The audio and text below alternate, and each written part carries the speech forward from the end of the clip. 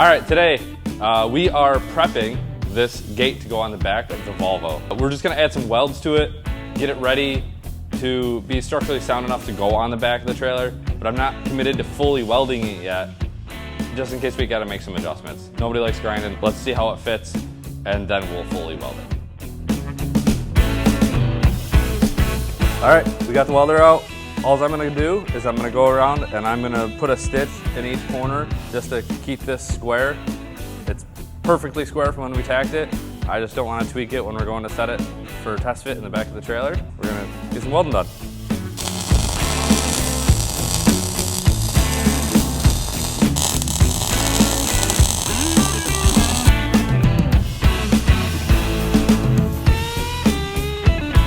So the reason I chose to stitch the welds on the surface is that we do need to cut it apart. It's gonna be a lot easier than trying to get in the corners to grind it out.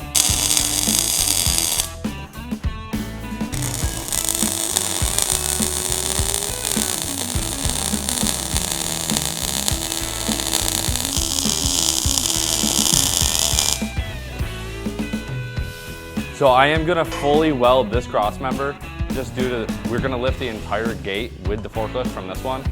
I lift it from the top. The forklift only goes up 9'6". This trailer's 13'6" to the top, which means the gate is really close to that.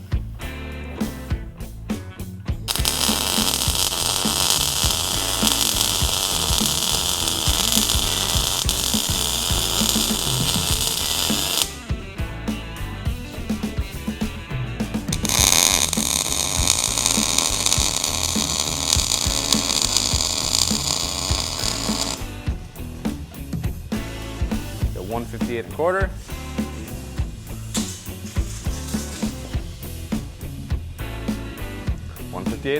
Looks good to me. All right, welding's done. Now we're gonna get ready to set this on the back of the truck. Something that I always like to do is make sure I set some shims on the bottom before I install the gate. Gives us a little room and ensures that it's gonna open and close, even if there's a little dirt in the bottom of the door.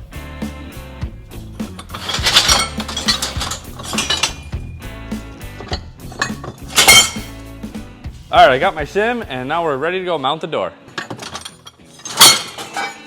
I'm just kidding. We're gonna use something more like a 1/4 inch. My random tabs bin. Always make good shims because they're small. Never throw anything away. A farmer taught me that. 2/4 inch tabs.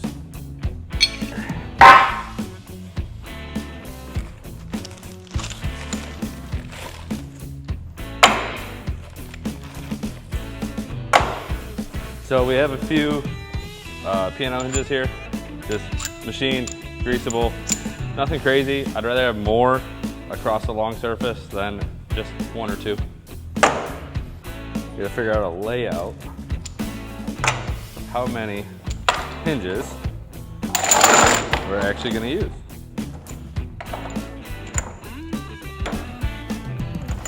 That looks like a good number. What do we got? 1, 2, 3, 4, 5, 6, 7? Should do. All right, we just gotta grind this edge up a little bit. Kind of lay them out just like this. They'll kind of be mounted on the edge. Get them tacked, fully welded, go from there.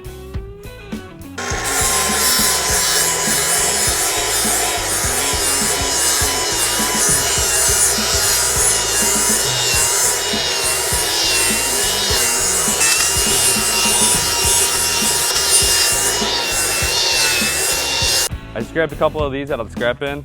What I'm gonna do with them, I'm actually gonna put them on the inside of the door frame. Put a small stitch weld on them. Basically all it's for is when we put the ramp up there, it can self-align and just not fall into the trailer. Blooper. This is a certified stepping bucket. Buckets are so crap now, they collapse. They used to be so good.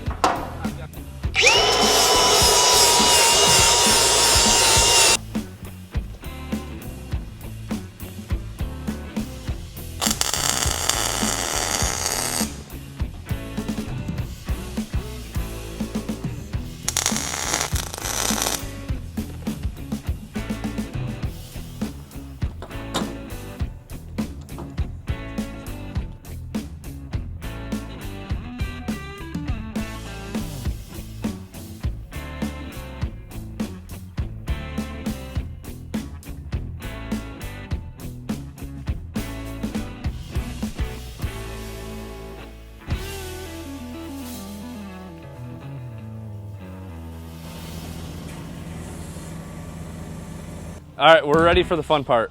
We just got the ramp turned around. I'm gonna set it on some blocks.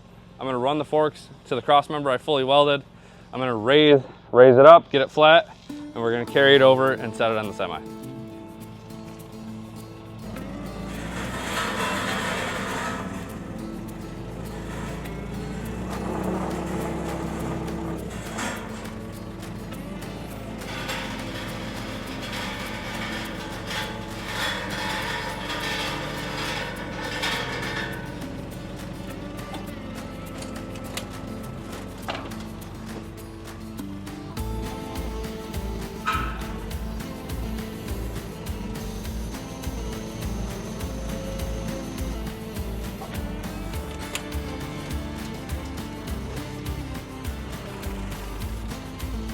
A little auto leveling. All right, just got the door lifted up into place. We just got to square it up a little bit, take some measurements, maybe shim it a little, and we'll start tacking hinges on. So one of the things I learned a long time ago was when you're building something to fit in an opening, you always undersize it. And yes, I can fit my hands in between, but you tend to forget, like, the trim takes up room, gaskets take up room. So a long time ago, I used to build stuff that fit perfect and then regretted it later. So all I'm doing here is I am clamping, I'm not even clamping the ramp. I'm actually just putting a clamp on the trailer itself so there's a nice stop for the gate.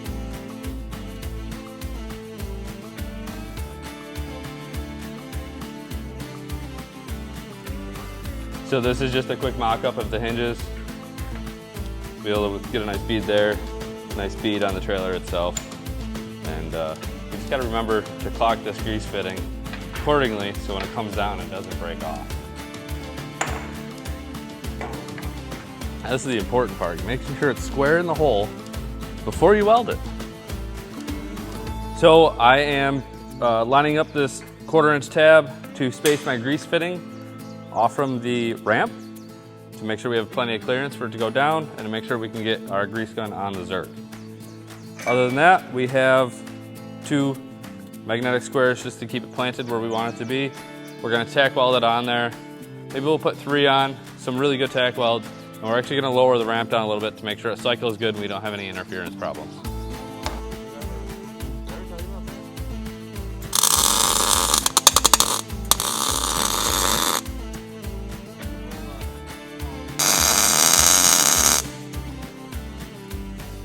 So I just finished welding these 3 hinges on.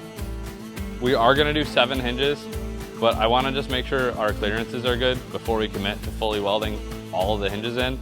I'd rather cut off 3 than cut off 7.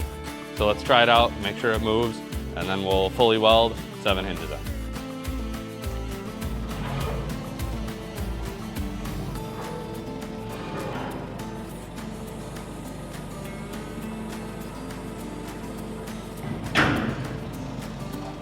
All right, so we just got this in the opening. It opens and closes. We have 3 of the 7 hinges welded on. We're gonna finish up the hinges today, and then next time you'll see how this actually fully operates with a winch connected to the ramp. Make sure you stay tuned every Monday. Like, comment, subscribe. Thank you.